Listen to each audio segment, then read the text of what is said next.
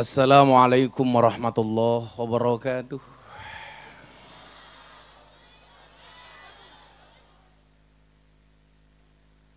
Alhamdulillahil qail.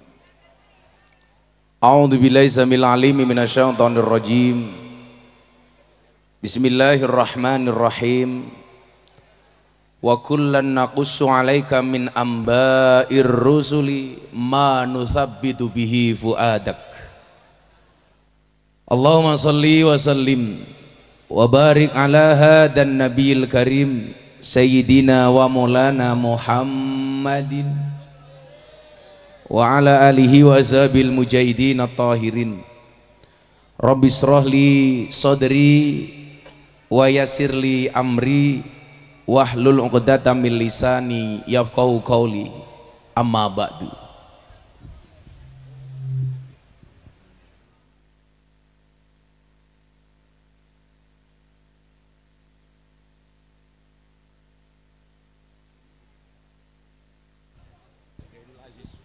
Hadratal muhtaramin, para masyayikh, para kiai, para alim ulama, para habaib, wabil khusus panjenenganipun Abah Ali Masyhuri. Beliau ini sesepuh untuk saya, selain keilmuan juga spesialis suwo. Salah satu yang mendoakan istri saya ketika divonis kanker, didoakan sama beliau yang tadinya dokter memvonis istri saya 2 tahun meninggal dunia. Alhamdulillah salah satunya atas doanya Abah Ali, hari ini istri saya sembuh total. Hampir semua doa yang dikasih Gus Ali untuk saya semuanya mustajabah, kecuali doa nambah istri. Belum terbukti sampai hari ini. Semoga beliau panjang umur, semoga beliau sehat. Segenap para kiai dan masyayikh, para sesepuh engkang tuhu kinabekten, para pejabat yang berkenan hadir dalam semua tingkatannya yang saya hormati, segenap panitia penyelenggara wabil khusus dzurriyah keturunan Raden Qasim Kanjeng Sunan Derajat, Akhinal Karim Gus Zainul Aziz beserta keluarga dan dzurriyah yang saya banggakan. Bapak Ibu kaum muslimin wal muslimat, jamaah haul Sunan Derajat dari manapun Anda berada yang berbahagia. Alhamdulillahirabbil alamin, malam hari ini saya sowan, sudah 4 hari saya di Jawa Timur. Hari ini tadi saya menyelesaikan syuting sahur bareng Gus Miftah 5 episode, rampung baru jam 6, langsung saya berangkat ke Lamongan. Sebenarnya badan saya sangat capek, tetapi hati saya senang. Kenapa? Karena calonnya menang.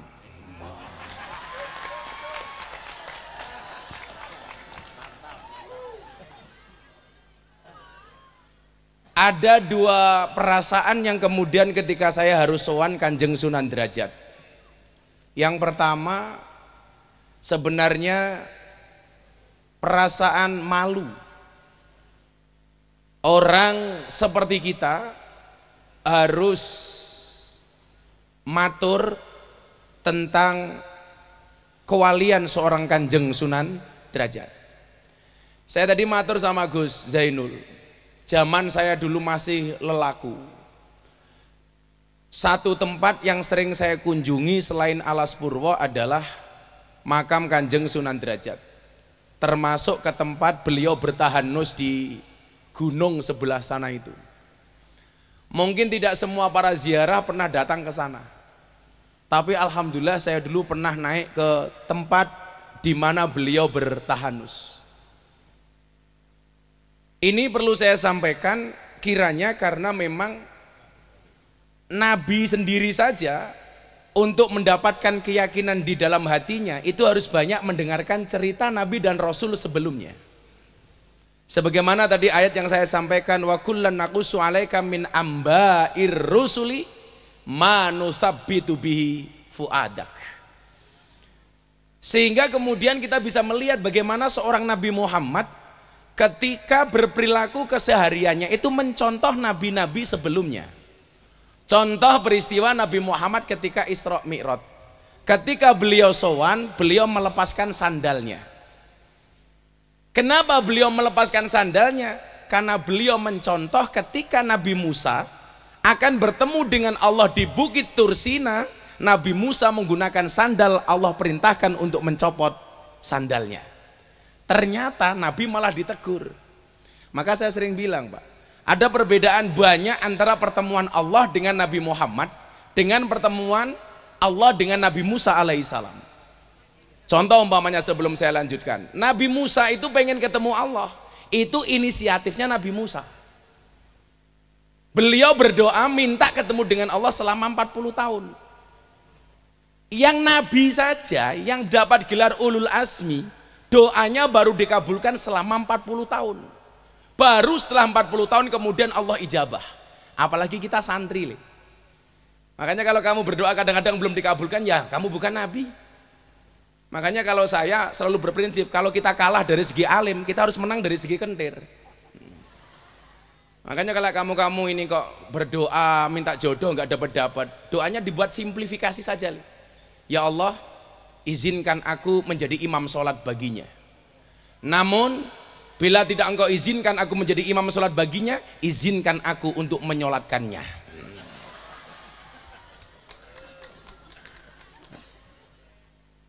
Tapi kalau santri-santri begini, insya Allah masa depannya insya Allah jelas. Santai wele. Cintamu boleh kandas, tapi karirmu harus jelas. Kenapa? Karena karir yang jelas akan mengundang cinta yang berkualitas.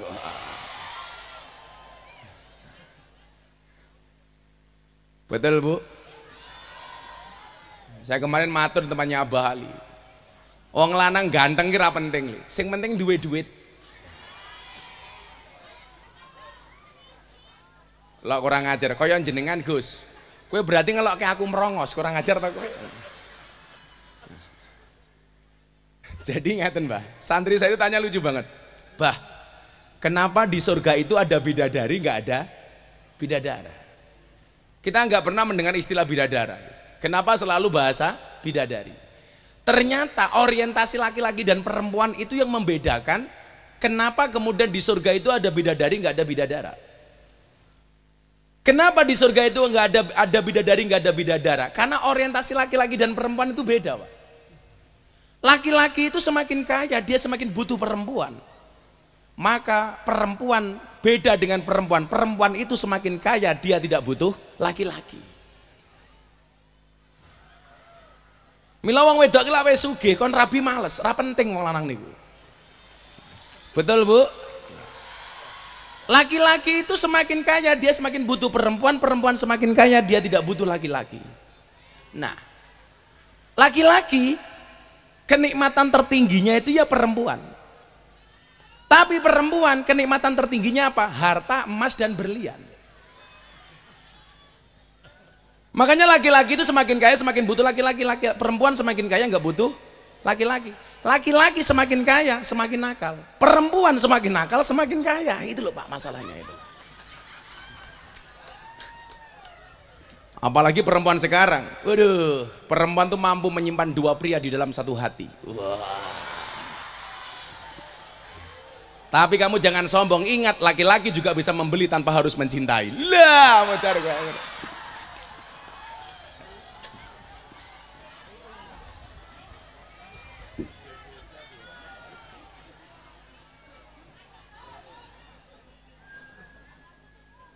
Saya ini pengen menceritakan Nabi Musa dicontoh oleh Nabi Muhammad itu termasuk nanti pada akhirnya saya mau cerita.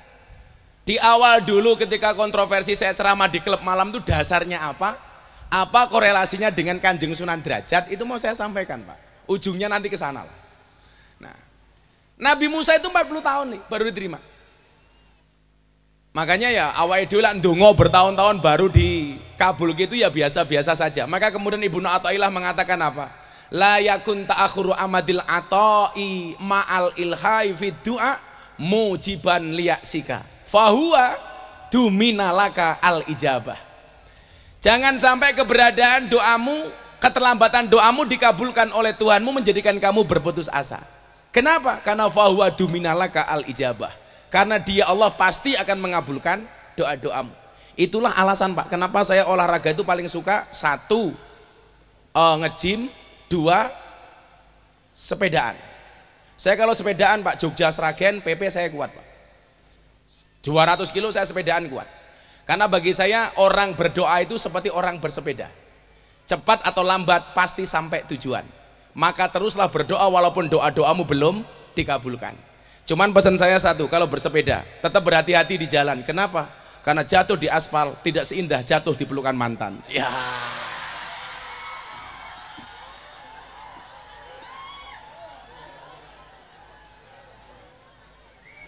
Kata-kata.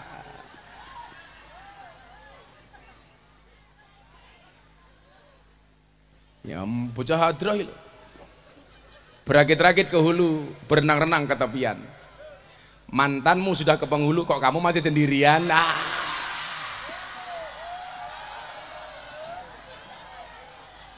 Kalau Nabi Musa itu ketemu Allah atas permintaan Nabi Musa, sementara Nabi Muhammad itu ketemu Allah atas perintahnya Allah.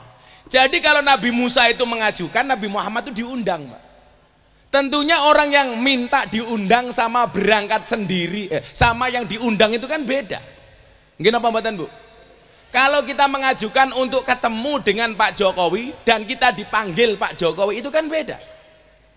Kayak hari ini orang mengajukan pengen bertemu dengan Pak Prabowo. Nah, sementara kalau Gus Miftah itu tidak minta ketemu tapi dipanggil. Cie. Ya beda itu loh, beda. Kayak Abah Ali ini berangkat ke Jakarta atas undangan dari presiden, dengan saya berangkat atas inisiatif saya. Ini mesti beda. Ya padha karo mangkat pengajian beginilah. Sing diundang karo mangkat dhewe iki ya sangune beda kok. Lah bocah hadroh ketoke njaluk diundang ketok iki ketok. Ora apa-apa le. Bocah hadroh insyaallah keren.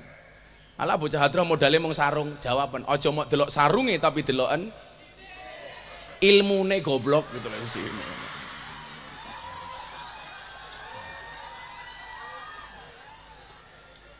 Apalagi perbedaan yang lain umpamanya Nabi Muhammad dengan Nabi Musa. Nabi Muhammad, mohon maaf, Nabi Musa ketemu Allah itu hanya di Bukit Tursina. Sementara Nabi Muhammad di Sidratul Muntaha, wis beda meneh. Nabi Musa ketika ketemu dengan Allah menggunakan sandal, ditegur sama Allah. Musa, copot sandalmu. Injak-injak bukit ini karena ini akan menjadi tempat suci karena merupakan tempat pertemuanku dengan pertemuanmu. Lah Nabi Muhammad mendengar cerita ini ketika sowan Allah Bu, sandalnya dipakai. Mohon maaf, sandalnya dicopot. Malah ditegur. Muhammad kekasihku, pakai sandalmu. Loh, saiki kiai munggah panggung karo sing ra kiai beda kok. Lah munggah panggung ki kiai sandale dienggo. Abah Ali contohnya iki lho.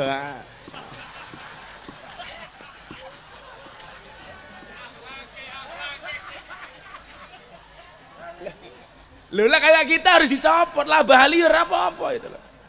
Kok Abah Ali rawuh tenggone panjenengan, sandalnya mau dicopot, ampun Mbah diasto mawon diagem mawon sandale. Nggih ta? Lah awakmu sing teko, copot beda, Bro. Kualitas iki lagi beda ngono. Jadi Nabi Musa itu disuruh mencopot sandal, Nabi Muhammad suruh menggunakan sandal. Maksud saya apa?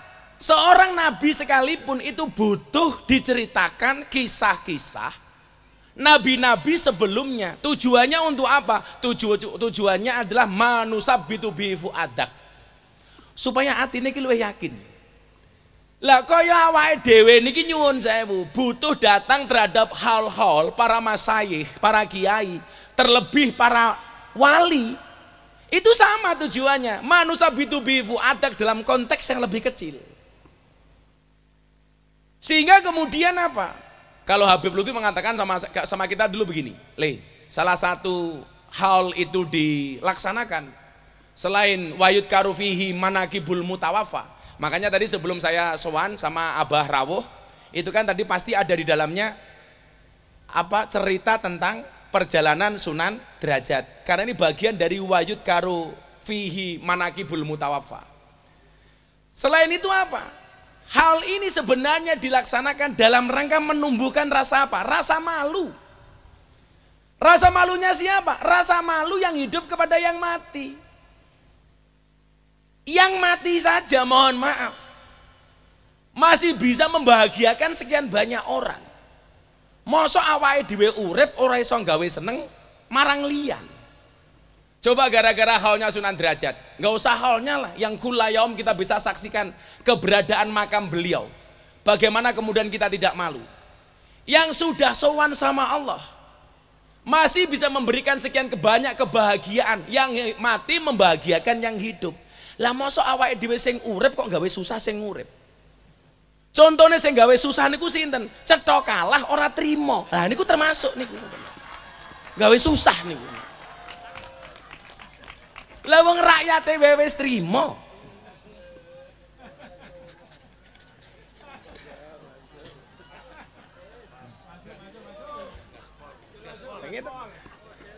Makanya kemarin saya diundang, "Le, sesuk sahur ya." Jam piro sahur ngene jenengan, Pak? Kalau matur ngoten. Jam pinten? So haul apa sahur? Saya pengen sahur bersama. Yang ceramah sebelum sahur Gus Miftah. Jam berapa? Jam 02.58. Jamnya itu loh. Tapi sekalian sesuk bukanya jam piro? Jam Ganjar plus Anies. Hah? Maksudnya 16.24. Nah.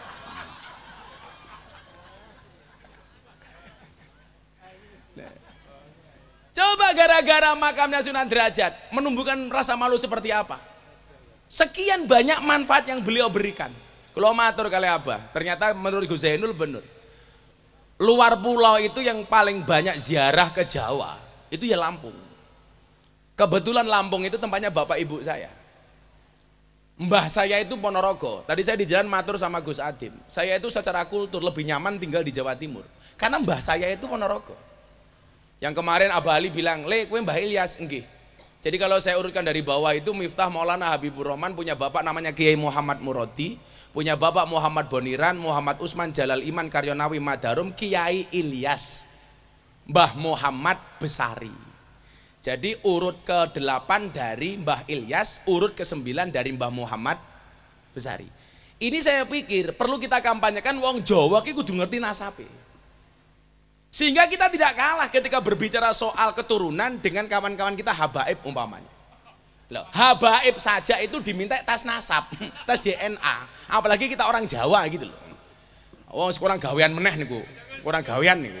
Lah kula nyuwun sewu, bukan kalau saya dalam konteks kita orang Jawa sendiri. Itu penting. Makanya tadi saya matur sama Gus Zainul, "Gus, urut pinten?"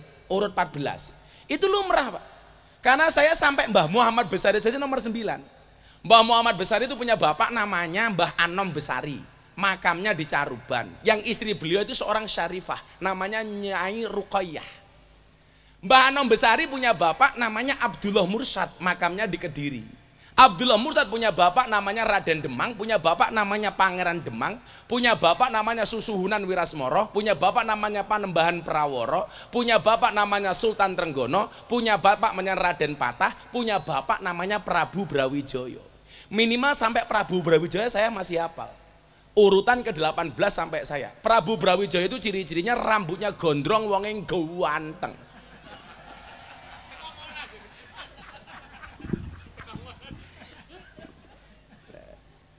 Nah, Mbah Sunan Derajat inilah yang kemudian menjadi salah satu inspirasi saya ketika saya dulu bolak-balik ke Derajat sowan ziarah seperti para peziarah yang lainnya ini, yang kemudian salah satu makalah beliau itu yang saya jadikan dasar dan asas untuk saya kemudian ngaji di klub malam dan di lokalisasi, Pak.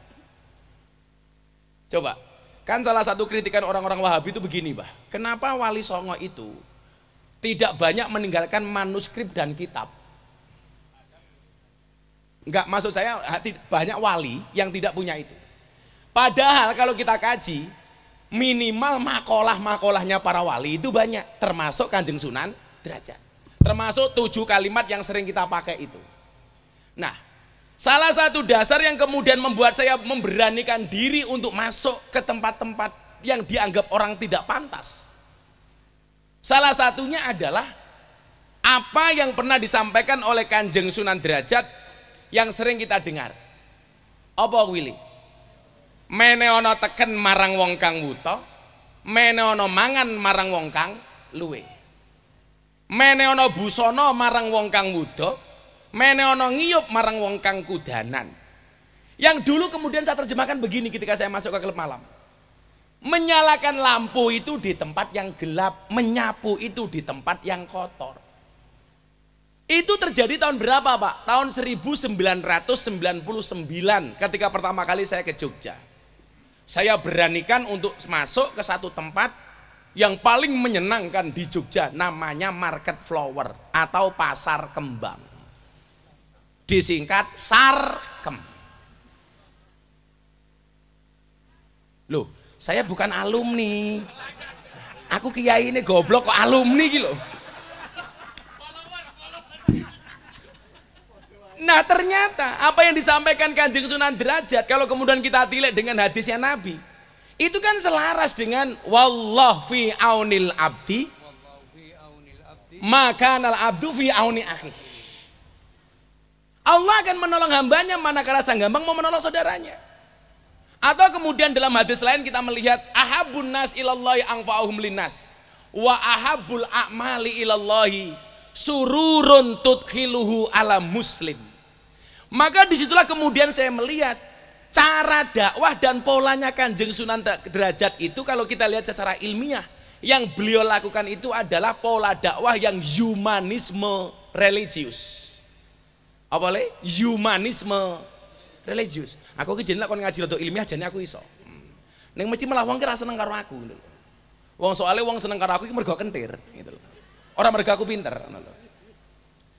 Kula niku nganu nggih. Kula niku bersyukur. Kula niku bola-bali matur kali Abali. Jadi bocah-bocah santri sing goblok niku jane jangan insecure lah, jangan underestimate. Harus percaya diri. Nyatane mbiyen aku mondok cah 40, sing paling goblok sak kelas ki aku lho. Lho tenan. Tapi cah 40 kuwi sing dadi kiai mau ngaku dhewe. Sing 39 Pak nggih, mboten dadi kiai. Ngarit gitu loh. Saiki malah aku anyar gelarku AKBP. Aku kiainya Bapak Prabowo.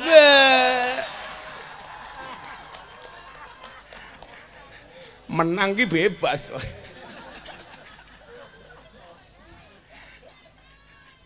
Oke, gas. Kalau ana wong ngelok ki ala Miftah goblok tak jawab sorry nggih. Coba. Pola dakwah humanisme religius ini apa? Memanusiakan manusia. Bagaimana orang di daerah Paciran, Lamongan dan sekitarnya akhirnya menyerahkan dirinya untuk menjadi seorang muslim. Itu ketika merasa eksistensinya dihargai sebagai manusia oleh Kanjeng Sunan Derajat. Karena memang esensi beragama itu adalah memanusiakan manusia. Sementara kelompok-kelompok yang keras itu pola dakwahnya berbeda dengan apa yang dilakukan oleh kita yang mencontoh Kanjeng Sunan Derajat umpamanya. Kalau Kanjeng Sunan Derajat itu pola dakwahnya humanisme religius, sementara kelompok mereka rata-rata dibalik religius humanisme, lebih mengutamakan pendekatan agamanya dibandingkan sisi kemanusiaannya. Nah, karena yang digunakan oleh Kanjeng Sunan Derajat itu humanisme religius, itu sesuai apa yang disampaikan oleh Al-Quran ketika menyampaikan tentang pola dakwahnya Kanjeng Nabi. Apa itu? Wa ma nursilul mursalina illa mubasyirina wa mungdzirin. Lah dakwahnya orang NU dalam hal ini dicontohkan oleh Kanjeng Sunan Derajat, lebih mengutamakan mubasyir dibandingkan mundir. Makanya orang kayak Abah Ali ini nyenengke karena mubasyir.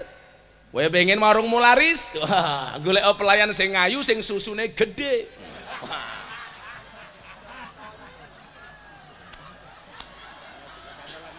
Sing iso nggih candolan kopiah. Benisu mesti cah Lamongan moro. Oke gas.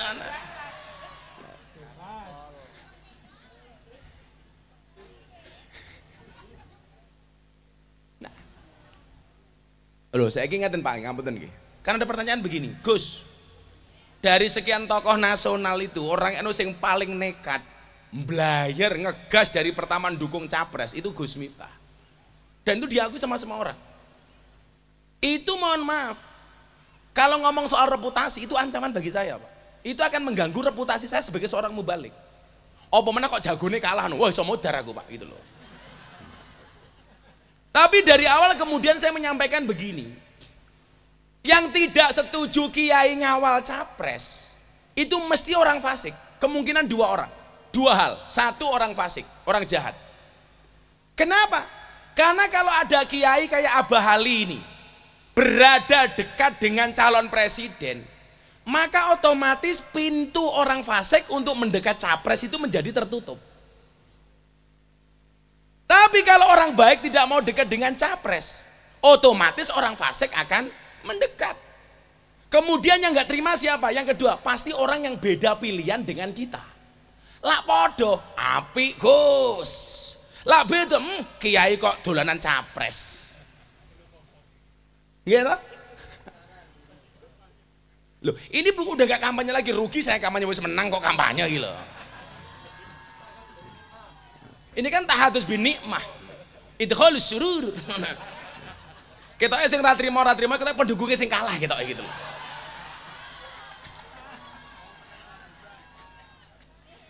Seri ya.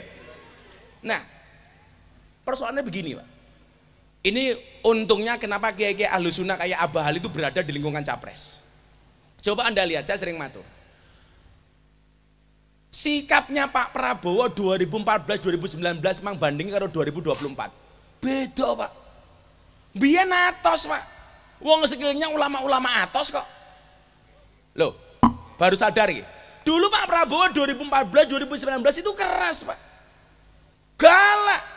Kenapa? Karena di sekelilingnya ini orang-orang keras. Bangsa FPI, HTI, 212, malah kaya Wiro Sableng tak? Gitu loh. Coba sekarang Pak Prabowo itu kelihatannya apa? Gemoy. Ayo. Santuy. Lah, kiai ini model Abah Ali kok kepiye tak? Iya tak? Makanya kan beliau mas kita. Calon presiden sing paling cerdas kuwi Anies. Sing menang Prabowo. Sing paling bulet.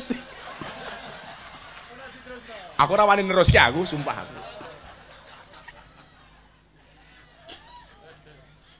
Maka benar apa yang kemudian disampaikan oleh Ibnu Athaillah. Apa? Latas habman la yunhiduka haluhu wala yadulluka 'alallahi maqaluhu.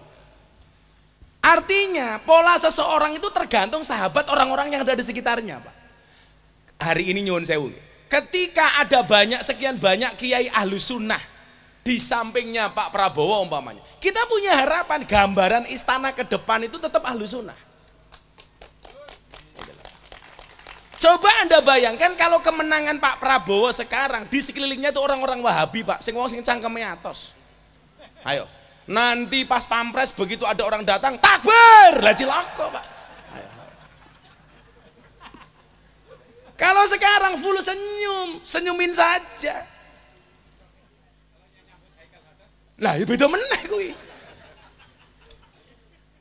Makanya saya bilang ketika saya acara gerakan moderasi bersama tokoh-tokoh Hindu di Bali, Allah itu ketika kita berbicara keadilan, konsepnya apa? Wadu syai'in fi mahalli, meletakkan segala sesuatu sesuai dengan porsinya. Contoh bentuk keadilan Tuhan kepada Indonesia niku napa? Menempatkan pulau seindah Bali dengan mayoritas orang non-Islam yang ada di dalamnya. Sehingga Bali bisa berkembang, Pak. Maju. Wong nganggo sempak kotangan tok, monggo. Sumur susune dijemur, monggo. Loh. Coba Anda bayangkan kalau pulau seindah Bali itu di dalamnya orang Islam yang keras-keras, Pak. Begitu ning Pantai Kuta ndelok wong sempakan kotangan tok. Takbir! Mulai ning Australia, Pak, bule nih. Loh, kalau saya sama Gus Zainul lihat seperti itu bukan takbir, Pak, traktir. Nah, maksud saya ini selaras dengan humanisme religius yang pondasi dan asasnya itu sudah diletakkan oleh Kanjeng Sunan Derajat. Makanya saya dulu santai saja ketika masuk. Saya yang sering cerita itu. Saya itu kan dulu masuk ke lokalisasi itu, Pak, setiap malam Jumat, Pak. Setiap malam Jumat saya datang ke musola. Musola itu saya kasih nama MTS, Musola Tengah Sarkem. Wes, pokoknya saya sholat di situ, wirid, matehai untuk mbak-mbak londe, al-fatihah itu, guys. Sampai akhirnya malam ketiga, preman terbesar di Jogja waktu itu almarhum Gunardi Joko Lupito dengan membawa senpinya itu datang ke saya, Pak, begini. Gue macam-macam tak pateni. Ya karena otomatis apa yang saya lakukan mengganggu stabilitas mereka di dunia kemaksiatan. Namanya gunjek. Gue macam-macam tak pateni. Saya cuma matur, Om, kasih saya kesempatan. Toh saya hanya mendoakan mereka, salah saya di mana? Ya wes, terus no. Sampai akhirnya malam ketujuh, Jumat ketujuh saya datang. Yang ngikuti saya dari belakang bukan lagi preman, mbak-mbak begenggeknya ini. Begitu saya masuk musola, yang kemarin saya renovasi, Pak. Sekarang musola saya kasih karpet bagus, saya ganti atap, saya cat, ganti keramik, macam-macam. Akhirnya dari situ mbak-mbak ini beberapa PSK datang mengikuti saya masuk ke musola ini. Saya biasanya kalau sholat malam surat pendek atau Fatihah yang saya baca itu pasti sir. Karena di belakangnya ada mbak-mbak begenggek ini. Tapi demi Allah, Pak, saya ngaji sama mereka sudah 20 tahun lebih. Sekalipun saya nggak pernah manggil mereka di hadapan mereka begenggek atau londe, itu nggak pernah. Kan nggak mungkin, mbak-mbak para londe rahimakumullah, kan nggak mungkin. Jelas nggak mungkin. Atau Allah umruhum munak jilaka. Saat itu begitu saya baca Fatihah, kok mereka di belakang saya kok ikut mendengarkan nyemak orang sholat. Akhirnya bacaan surat yang saya baca secara sir itu saya baca secara jahar. Saya ingat betul waktu itu yang saya baca itu surat Al-Muzammil, kelingan aku. Setelah Fatihah saya baca, mereka mendengarkan. Ya ayyuhal muzammil qumil laila illa qalila nisfahu wa winqus minhu qalila au zid alaihi warattilil qur'ana tartila inna sanulqi alaika qawlan saqila. Yang kemudian membuat saya ternyuh apa? Mereka yang dianggap ahli maksiat mendengar tartil Quran nangis, Pak. Krungu wong ngaji ki nangis. Wallah mereka nangis. Kemudian saya lanjutkan di pertengahan ayat itu kan apa ya? Pertengahan ayat cerita tengane piye? Lali aku. Bukan pertengahan surat Al-Qur'an, ayat surat Al-Muzammil tadi itu. Inna nasyatal laili yashadu wat'aw wa qawamu qila inna laka fin nahari sabhan tawila wadhkur isma rabbika wa tabantal ilaihi tabtila Rabbul masyriqi wal maghribi la ilaha illahu fattakhidhu wakila wasbir ala ma yaquluna wahjurhum hajran jamila wadharni wal mukadzibina ulin na'mati wa mahilhum qalila. Di akhir ayat itu Allah kan mengatakan begini. Jadi begitu rakaat kedua saya lanjutkan, Pak. Saya ikut-ikutan nangis karena mbak-mbak di belakang saya itu nangisnya tambah kenceng deh. Begitu mereka nangis, saya ikut-ikutan nangis. Kenapa saya ikut-ikutan nangis? Apakah karena saya terenyuh ingat dosa? Ora, aku gengsi. Lah wong londe we nangis masa aku ora. Jadi pertengahan ayatnya kan begini Pak itu. Inna rabbaka talamu. Ana sing hafal ora iki? Masa Al-Muzammil rapal.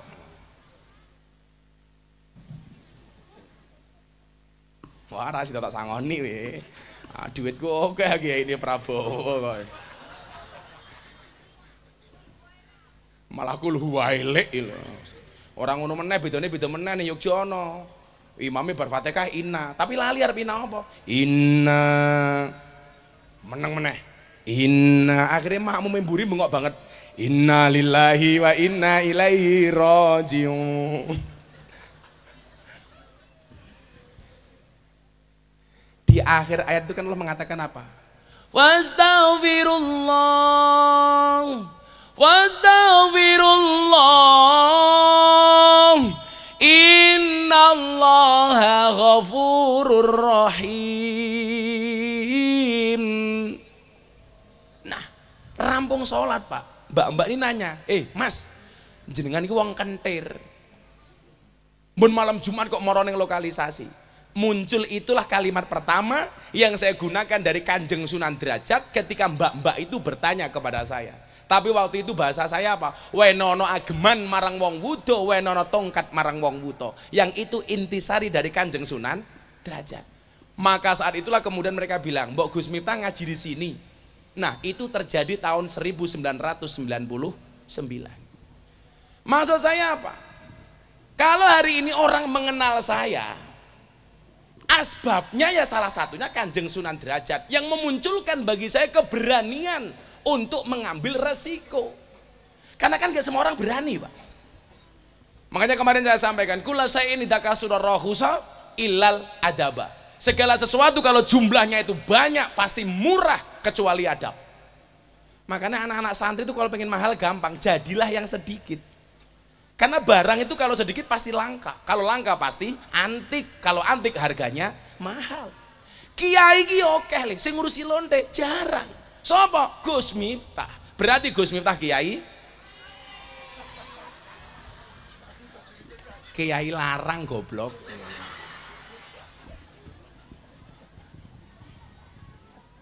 Nah, makanya wingi pas kula bah ono undangan saka Kanjeng Sunan Derajat, memori saya tuh Gus langsung ingat ketika saya dulu masuk lokalisasi, karena itu yang saya jadikan dasar. Karena ketika berbicara apa yang disampaikan oleh Nabi, ahabun nas ilallah angfa'uhum linnas, menungso sing paling disenengi karo Gusti Allah sing paling oke manfaati. Wa ahabbul a'mali ilallah sururun tudkhiluhu ala muslim takshifu anhu kurbata. Lah kalau melihat makalah-makalahnya Kanjeng Sunan Derajat, itu rata-rata gawe seneng wong Pak, orang gawe susah. Pola dakwahnya yasiru digawe seneng, basiru digawe enteng, digawe mudah, digawe seneng. Mila nyopo, saya itu bangga banget jadi orang Ahlussunnah wal Jamaah, itu alasannya itu. Makanya kayak kemarin saya di Lampung mau dilaporkan sama orang-orang Wahabi gara-gara saya menuduh mereka yang enggak. Saya tuh punya kesimpulan, lak wong NU kon akur karo Wahabi kira do angel. Karena kaidah usul fikih mengatakan apa? Idza jatama'a bainal halal wal haram hulibal haram. Ora iso awake dhewe. Ola piye-piye daging babi karo daging wedhus dadekke siji, sing menang kuwi daging babi. Kok ana banyu putih dicampur karo ciu, sing menang ya ciu. Maksud saya apa? Ini yang satu pengasong Ahlussunnah bangsa tahlilan manakiban sak piturute, sementara yang satu menolak. Inilah dadi lak yo angel. Sing siji seneng manakipan, sing siji ora. Sing siji seneng tahlilan, sing siji ora. Ya wis selawatan dhisik yo. Iki vokalis yang memangan iki lho ya Allah. Wah, kowe ngempet ceplak. Panesan wetenge gedhe. Aja lemu-lemu. Wong lanang ki wetenge gedhe biasanya manuke cilik. Mangan. Bapak NU Ibu Mus sing banter di muslimat sing bangga no. Limet. Bapak NU Ibu Mus Kakang Ansora Deva Adevataya tahlilane saben malam mulai tahlilan padha nggawa rahmat. Pantes mangan wae mau pikir berkat. Tahlilane saben malam mulai tahlilan padha nggawa salatullah salamullah ala toha rasulillah rasulillah salatullah salamullah ala yasin habibillah salatullah salamullah ala yasin habibillah. Yen wis mati bondo ramelu bojo ayu wis ana sing nemu wis ana sing nemu sing ning kubur rasane lara anak bojo ra tau ndonga sing ning kubur padha tangisan anak bojo rebutan warisan.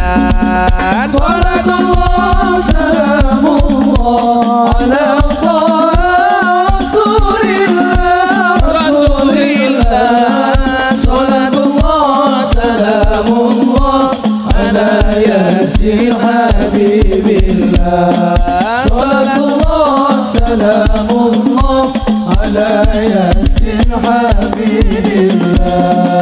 Bocah cilik diulang ngaji seso yen gedhe dadi kiai dadi kiai urip pisan aja mung dolanan ayo sregep nderek pengajian urip pisan aja mung dolanan ayo sregep nderek sholawatan.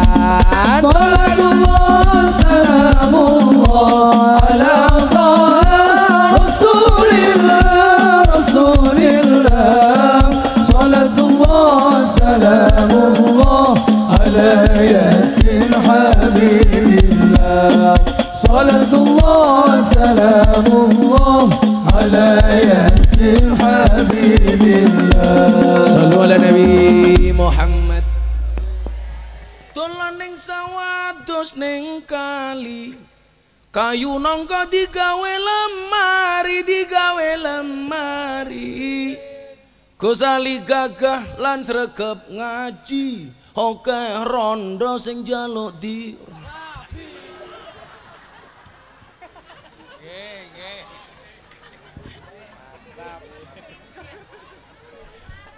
kualat aku lho kan nganu to doaul mar'i li akhihi ka duaihi li nafsihi. Dadi lek aku ndongake wong liya kuwi padha karo ndongake awakku dhewe.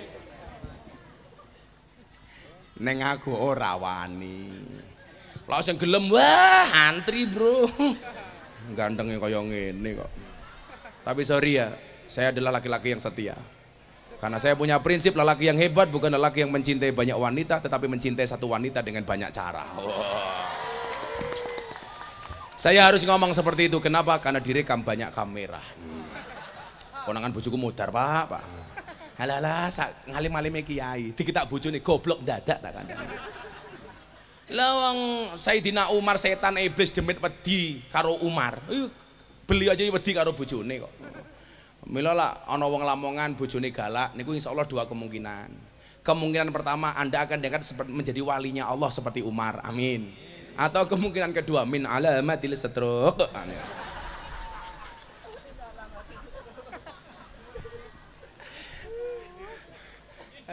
Kiai kaya apa kaya kula dudu kiai. Wes, adalah bojoku galak ora jane bojoku iki. Mung bojoku iki ahli sejarah. Dadi lek sing lanang duwe salah pisan seumur hidup kelingan terus. Curhat mbahmu iki curhat itu. Karena perempuan itu karakternya kalau disakiti nggak pernah lupa, kalau menyakiti nggak pernah ingat. Nah, ciri-cirinya jibape coklat gitu misalnya. Terakhir sebelum Abah Ali dawuh, mungkin satu dalil yang perlu saya sampaikan, jangan gampang menghakimi orang lain dengan perbuatan dosanya. Ruyan Al Imam Malik annahu kana yaqul la tangzuru fi dzunubin nas ka'annakum arbabun. Janganlah kalian lihat dosa manusia seolah-olah kalian adalah Tuhan. Wangzuru ila dzunubikum ka'annakum abidun. Lihatlah dosamu sendiri seolah-olah dirimu adalah budak. Farhamu ahlal bala. Sayangilah orang-orang yang terkena musibah. Wahmadullah alal afiyah. Pujilah Allah atas keselamatan. Wa iyyaka an taqul hada min ahlin nar. Janganlah sekali-kali kau mengatakan orang ini adalah ahli neraka. Wa hada min ahlil jannah. Dan ini adalah ahli surga. La tatakabbaru ala alil maksiyah. Janganlah kamu sombong dengan ahli maksiat. Bal ud'ullah lahum bil hidayah war rasyad. Tetapi doakanlah mereka supaya mereka mendapatkan hidayah dan petunjuk. Makanya sing kula agem niku tak cekeli tenanan niku dawuhe Gusmi. Pandanglah orang lain dengan kacamata hakikat, pandanglah diri sendiri dengan kacamata syariat. Pandanglah orang lain dengan kacamata hakikat supaya kita tidak gampang menyalahkan mereka, menghakimi mereka. Tetapi pandanglah diri sendiri dengan kacamata syariat supaya kita lebih berhati-hati dan waspada. Kula ngapunten, Mbah, kula ngapunten nek diarani kula niku salah. Orang baik itu rata-rata egois nih. Yaitu tadi yang dikatakan oleh Imam Malik. Hada min ahlil jannah, hada min ahlin nar. Contohnya apa, Pak? Saya itu pernah ngaji di klub malam di Jogja. Nunggu teman-teman yang lain datang, Pak. Itu duduk di depan kafe. Ada rombongan jamaah berangkat pengajian naik mobil pickup. Mbak-mbak Purel yang sama saya waktu itu. Lah ning Lamongan jenenge apa ya? Bukan, Purel itu pemandu karaoke. LC, PK, PL. Kalau di sini Purel lah, perempuan rela diusel-usel. Yang mereka kerjanya di puskesmas, pusat kesenangan mas-mas. Yang dilakukan adalah karaoke, kata rock dibuka oke. Niku nyuwun sewu, Mbah. Begitu ini liwat pengajian niku nyuwun sewu, Gus Zainul. Mbak-mbak Purel ini mengatakan apa sama saya? Bah, doakan saya ya. Mudah-mudahan satu saat saya bisa seperti mereka, malam hari berangkat pengajian tidak bermaksiat seperti sekarang. Saya mendengar kalimat mereka itu nangis. Aku langsung ngelus dodone bojoku. Ya Allah, luar biasa ini orang. Satu saat saya nganter kiai-kiai dari luar kota, lewat Jalan Magelang melewati klub malam karaoke Dugem. Ada mbak-mbak berpakaian seksi. Kiai yang saya derek ini ustadz-ustadznya ngomong apa sama saya? Dasar kalau Gus ahli maksiat. Bengi-bengi ngumbar aurat mendatangkan murkanya Allah. Saya kemudian berpikir begini, ahli maksiat memandang orang baik dengan kacamata kasih sayang. Sementara orang baik, orang yang dianggap baik memandang ahli maksiat dengan penuh kebencian. Bukankah kemudian kita ingat alaihissallahu bihakamil hakimin. Allah itu menciptakan manusia untuk saling mengenal dan menasehati, bukan untuk saling menilai dan menghakimi. Celakanya apa? Inilah diterjemahkan makalah Mbah Sunan Derajat itu mesti wakil banget. Celakanya apa? Seringkali kita menjadi hakim dan jaksa bagi kesalahan orang lain, tetapi menjadi pengacara bagi kesalahan kita sendiri. Kalau ada orang lain salah, kita hakimi, kita tuntut, kita eksekusi. Tetapi kalau kita salah, membela diri. Kulo ngaji, Bah, teng Cikarang, teng Bekasi mau pindah ke Cikarang, lewati lokalisasi di daerah Kalimalang. Emplek-emplek nih kula. Kaca mobil saya buka. Niku mbak-mbak lokalisasi langsung bengok, Gus Miftah, mampir, Bah. Gitu. Apakah saya mampir? Saya datang. Dok, ngumpul. Berapa yang masuk malam hari ini? 100 orang, Bah. Mau nggak pengajian sebentar? Wah, mau, Bah, ngumpul 100 PSK. Saya ngomong sebentar. Setelah itu apa? Yang saya bacakan cuma satu ayat dalam surat Az-Zumar. Qul ya ibadiyalladzina asrafu ala anfusihim la taqnatu mir rahmatillah. Innallaha yaghfirudz dzunuba jami'a innahu huwal ghafurur rahim. Rampung ngaji mereka saya tanya, Dok, Rata-rata kalian semalam dapat berapa minimal? 200.000 bah. Semalam minimal kamu bawa uang berapa? 200.000. Oke, sekarang perjanjian sama saya. Nopo bah? Semua mbak-mbak yang hadir saya bayar 200.000. Saya sedekahi 200.000. Tapi syaratnya satu. Nopo bah? Setelah saya kasih uang 200.000 semuanya pulang, besok pagi bangun sholat subuh. Setuju? Setuju. Kalau ada duit kabeh pak, 200.000. Nyoh. Selesai, waktu itu saya masuk mobil. Kiai yang jemput saya ini ngomong apa sama saya? Mubadir Gus. Saya waktu itu mikir, sing dimaksud mubadir ki apa? Mubadir bar takai duit saya ki leren sesuk kerja meneh, apa mubadir tak bayar tapi rata keloni. Maksudnya apa Kiai? Mubadir Gus. Saniki jenengan kayak duit mereka leren, toh mereka besok bekerja lagi. Kulo nesu bah. Kenapa saya marah? Bagi saya mohon maaf, orang berhenti maksiat 1 detik saja itu prestasi. Ini semalam berhenti maksiat Anda katakan mubadir, itu dari mana logikanya? Makanya kayak ibu-ibu derek pengajian Abah Ali dalu menika mangkat jam itu mulai jam 12 bengi. Selama pengajian belas ora paham. Napa ono manfaate? Ono. Minimal manfaat nggih bojomu ning omah. Karena selama kamu pengajian, suamimu terbebas dari penderitaan. Ono kok kepiye iki lho.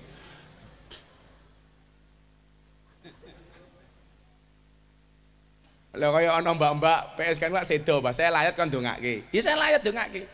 Mbah Mudine bengok. Nyuwun sewu para rawuh, almarhumah menika saya nomo awon, liyane belas rono sing mani jawab. Mergo dianggap PSK meninggalnya pas kebakaran di lokalisasi Sarkem. Kebakaran mati. Meneng kabeh. Kula bengok, saya nopo awon, saya nopo awon, rampung saya diprotes. Gus, niku PSK kok jenengan ditakoni saya nopo jawab saya. Maksudnya nopo? Kowe salah. Kenapa saya jawab saya? Karena kematiannya itu minimal membawa kebaikan untuk dirinya sendiri. Gara-gara dia mati wis ra nglonte meneh. Loh, nggih napa mboten Gus? Masuk bro, Kiai ini Prabowo aja. Kalau Gus minta Kiai ini Prabowo, Abah Ali tukang suwe Prabowo. Ini membawa kebaikan. Maling kuwi lho mati. Tetap dijawab saya, karena begitu dia maling, potensi kamu kehilangan menjadi berkurang karena sing maling wis mati. Nah, pola inilah yang saya maksud bahwa Kanjeng Sunan Derajat itu menggunakan pola dakwah humanisme religius. Kapan-kapan Gus, kula ajeng nulis babakan ini. Kebetulan saya baru kuliah S2 di 3 tempat. Saya kuliah di Jogja, di UIN Jogja S2 mengambil akidah filsafat. Saya kuliah S2 di Unisula Semarang mengambil jurusan pendidikan. Saya kuliah S2 di UNES, Universitas Negeri Semarang, S2 mengambil jurusan pendidikan seni.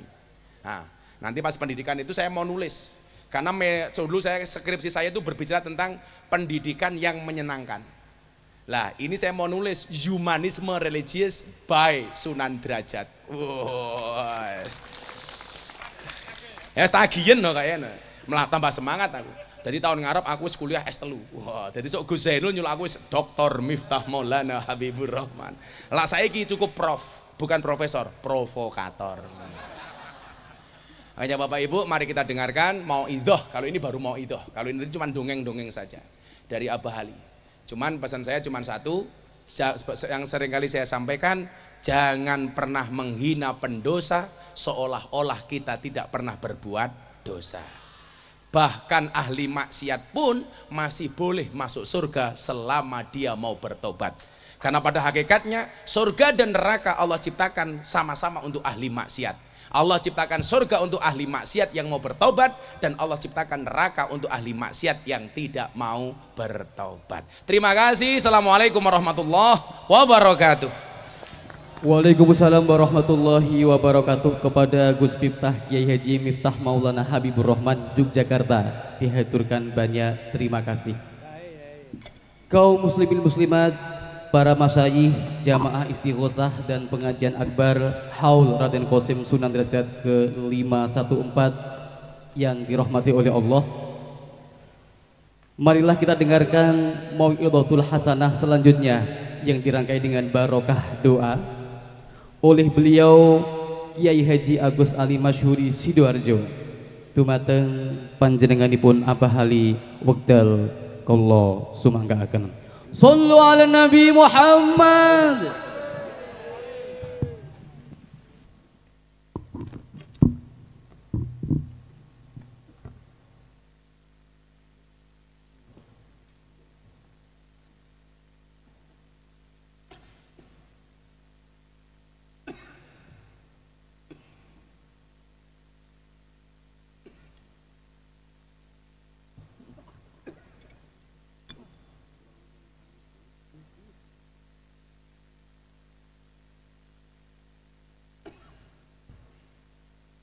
Assalamualaikum warahmatullahi wabarakatuh. Cek. Alhamdulillah. Alhamdulillahi haqqa hamdih. Allahumma salli ala sayyidina Muhammadinil Fatih lima ughliqa wal khatimi lima sabaq nasiril haqqi bil haqq wal hadi ila siratikal mustaqim wa ala alihi haqqa qadrihi wa miqdarihil azim. Ashabal fadilah, para kiai, para sepuh, bini sepuh, wabil khusus Gus Miftah, mugi-mugi tansah pinaringan sehat ingkang sangat kula mulyakaken saha kula hormati Bapak pejabat pemerintahan, ada Pak Wakil Bupati ingkang sangat kula mulyakaken saha kula hormati, hadirin sidang jamaah pecinta Rasulullah sallallahu alaihi wasallam yang hadir di malam yang penuh berkah. Monggo ngaji kali kula, tolong disiapno buku catatane.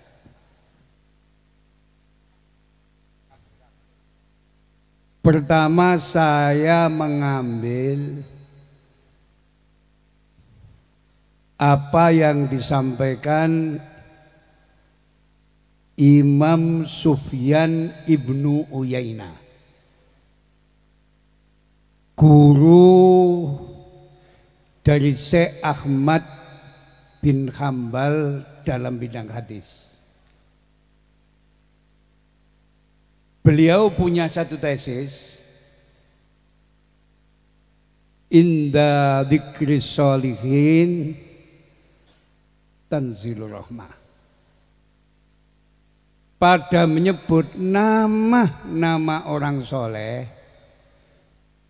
turunlah rahmat. Selang beberapa tahun,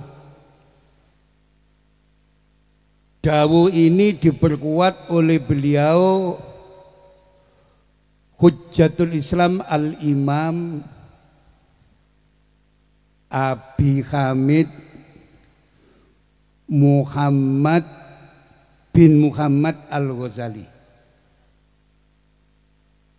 Yang dimaksud inda dzikri sholihin tanzilur rahmah, pada menyebut nama orang soleh turunlah rahmat. Bukan rahmatnya yang turun, tapi sebabnya rahmat yang turun. Awalnya rahmat adalah melaksanakan kebajikan.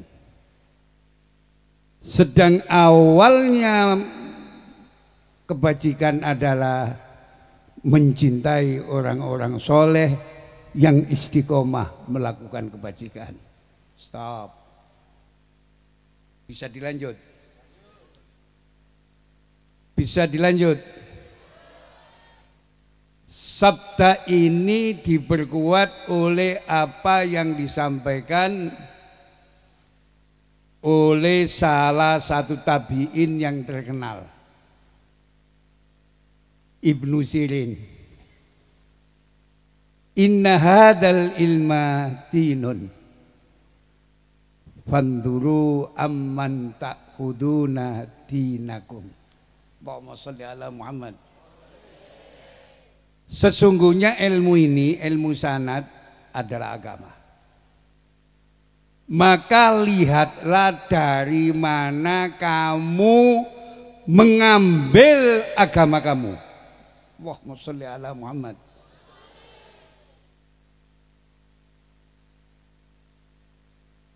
Dawuh ini sangat luar biasa. Dari mana kamu mengambil agama kamu? Ilmu ku nek sanate jelas, siji barokah, loro manfaat. Sunan Derajat bisa menjadi begini karena sanad keilmuannya jelas. Sunan Bonang dirubung wong sampai hari ini karena sanad keilmuannya jelas. Allahumma sholli ala Muhammad. Di Indonesia ini, cepet bisa lu. Ada dua ulama besar yang mampu mewariskan sanad keilmuan yang sangat luar biasa. Catatan. Siji beliau Al-Arabillah Al-Makfurlah Kiai Haji Muhammad Khalil bin Abdul Latif Al-Bangkalani Madura. Yang kedua Mbah Soleh Darat Semarang. Kedua kiai ini umurnya relatif sama, mondoki bareng ke Mekah, gurunya sama, sehingga mampu mewariskan sanad keilmuan yang luar biasa. Supaya lengkap kajian di Khol malam ini, di tahun 1850 Masehi ada dua ulama Indonesia yang sangat luar biasa. Pertama Kiai Haji Abdul Manan Dipo Menggolo Termas Pacitan. Banyak Semakfut Termas. Allahumma sholli ala Muhammad. Yang kedua Imam Nawawi Al-Bantani. Rungokno. Rong kiai gede iki tidak dimiliki Malaysia. Tidak dimiliki Thailand, tidak dimiliki negara-negara Asia yang lain. Tapi asli produk ulama Nusantara, ulama Indonesia, wong Jawa, ketepatan adalah orang-orang Jamiah Nahdlatul Ulama. Allahumma sholli ala Muhammad. Bisa dilanjut. Tahun 1850 Malaysia belum punya intelektual semacam itu. Thailand belum punya, India belum punya.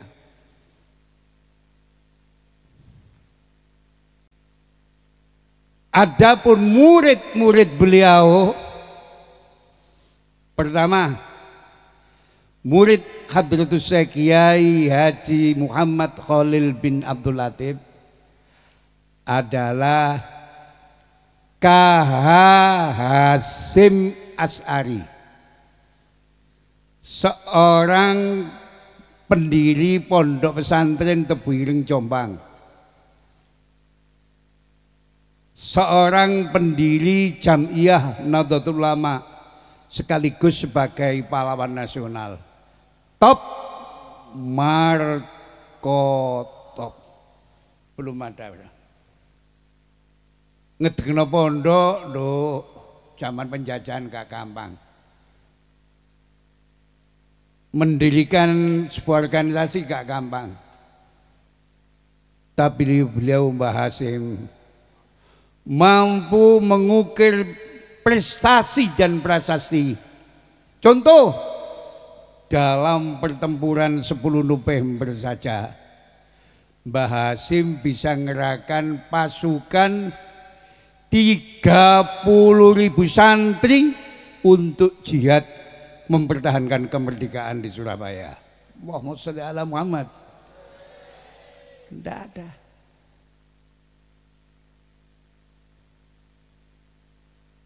Ke selatan sedikit, di sana ada murid kesayangan beliau, KH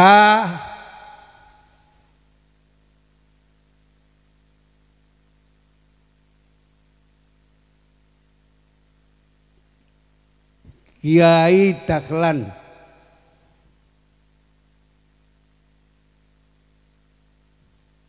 Yang mampu mengukir prestasi Minhajul Abidin sing lembute ngutasawufe diperes dadi Sirajut Thalibin dari Syekh insyaallah Iksan bin Dahlan Jampes Kediri. Wong NU.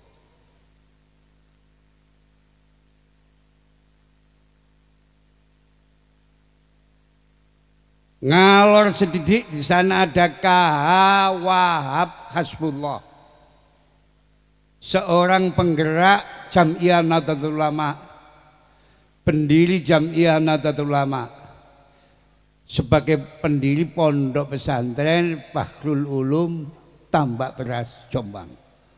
Allahumma sholli ala Muhammad.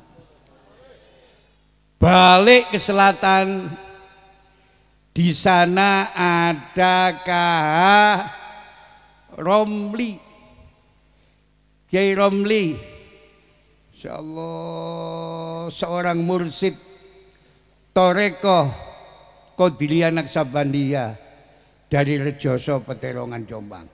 Ini murid tapi ketengan sekali. Ke timur sedikit, di sana ada KH Abdul Karim, insyaallah Sidogiri Pasuruan. Di sana ada KH Habib Abdullah bin Ali bin Hasan Al-Haddad Sangeng Bangil. Allahumma sholli ala Muhammad. Ke timur sedikit, di sana ada KH Sidik Jember. Rata-rata anak cucunya menjadi kiai-kiai besar di Republik ini. Ada Mahfud Siddiq, ada Ahmad Siddiq, insyaallah ada KH Ali Mansur, penggubah sholawat badar, itu Bani Siddiq semua. Ke timur sedikit ada KH Samsul Arifin, insyaallah. Balik ke barat, ke utara sedikit, daerah saya di sana ada KH Khodzin Buduran Panji Sidoarjo. Tatkala beliau Syekhona Khalil pulang dari Makkah Madinah, mendapat amanat dari Rasulullah Sallallahu Alaihi Wasallam untuk menyampaikan salam kepada beliau Kiai Khosin. Dengarkan, wong diuluki salam Kiai Hamid Tekramat wong. Iki sing kirim salam iki Rasulullah Sallallahu Alaihi Wasallam.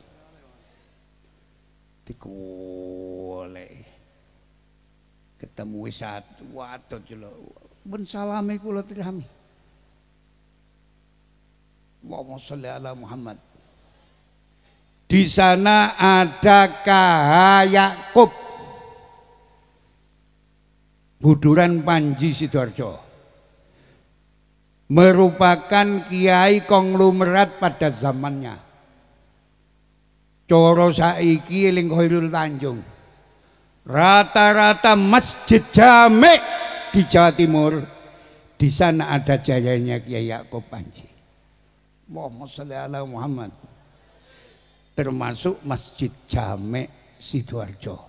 Ikut bukan bangunannya Pemda, tapi jahiliahnya Kiai Yakub Panji. Allahumma sholli ala Muhammad. Kula dongakno sugih kabeh ning Kiai Yakub. Allahumma sholli ala Muhammad. Adapun murid dari beliau Mbah Soleh Darat termasuk R.A. Kartini, termasuk H.O.S. Cokro Aminoto. Oto delok Cokro iso maca kitab iki. Termasuk K.H.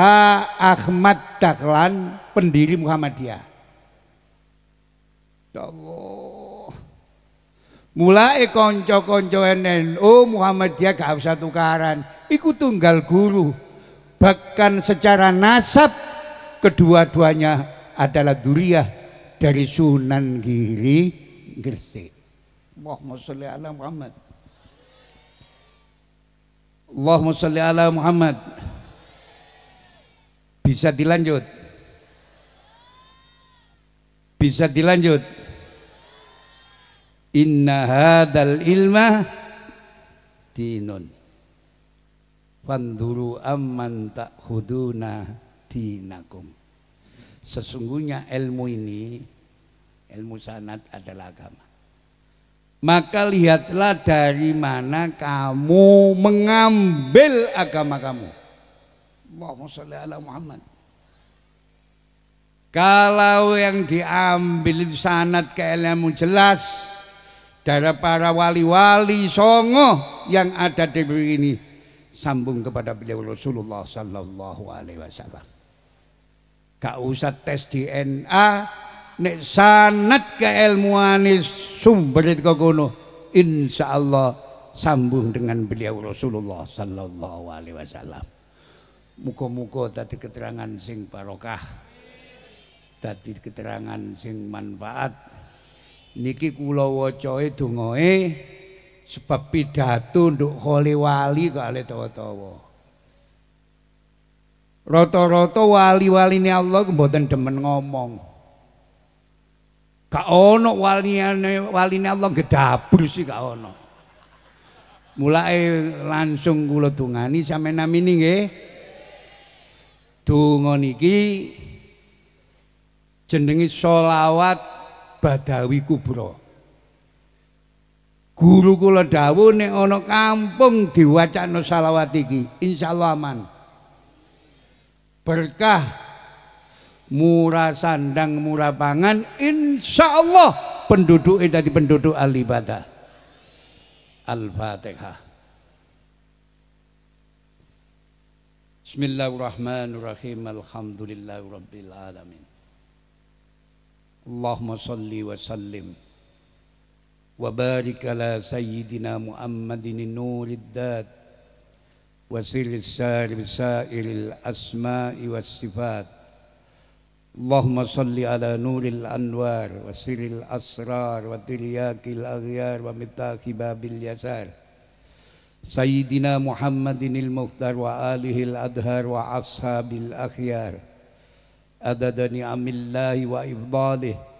Allahumma salli wa sallim wa barik ala sayyidina wa maulana Muhammadin sajaratil aslin nuraniyah wa lam'atil qabdatir rahmaniyah wa afdalil khaliqatil insaniyah wa asrafis suratil jismaniyah wa ma'dinil asrar rabbaniyah wa khazainil ulumil istifaiyah sahibil qabdatil asliyah wal bahjatis saniyah wa rutbatil aliyah manin darajatin nabiyyuna tahta liwaihi fahum minhu wa ilaihi wa salli wa sallim wa barik alaihi wa ala alihi wa sahbihi adada ma khalaqta wa razaqta wa amatta wa ahyaita ila yaumin tub'asu man afnaita sallim taslima walhamdulillahi rabbil alamin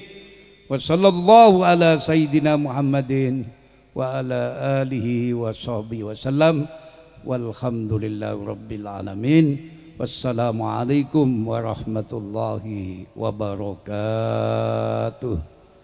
Barokah doa kaping kalih kapimpin dening panjenenganipun Gus Jamang.